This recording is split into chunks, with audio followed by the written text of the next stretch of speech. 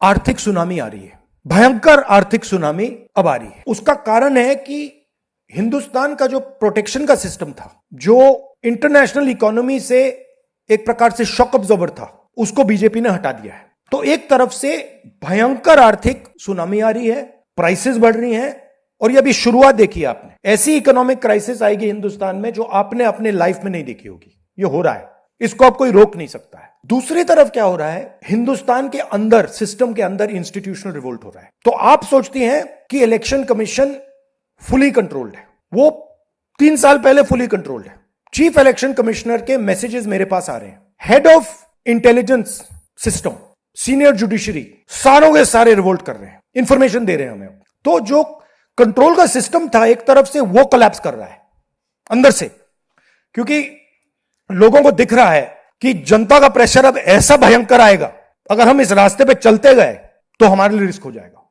आप क्या सोचते हो, अगर जनता को मालूम है कि इलेक्शन सिस्टम रिग्ड है और जनता की मतलब इकोनॉमिक प्रेशर, गरीबी, दर्द के कारण जनता में गुस्सा आ गया, आप क्या सोचते हो कि इलेक्शन कमिश्नर को डर नहीं लगेगा कल क्या होने वाला है? तो अब क्या हो रहा है, सिस्टम अंदर से ऐसे हिल रहा है पूरा।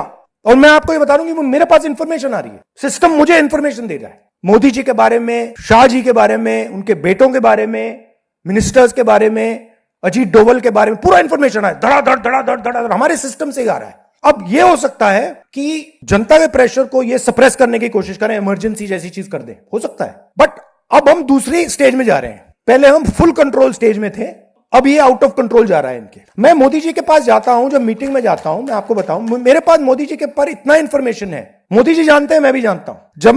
जब मैं उनसे मिलता हूं, भैया आंख में आंख लगाना जरा, हिलना पड़ता है, क्योंकि वो जानते हैं कि जिस सिस्टम को मैंने कंट्रोल किया था वो सिस्टम कोलैप्स कर रहा है और पूरा इंफॉर्मेशन इसको दे रहा है। तो ये डायनामिक चल रही है। और आप देखना, मेरे अंदाजे से, मेरा असेसमेंट है, 1 साल के अंदर मोदी जी प्राइम मिनिस्टर नहीं होंगे।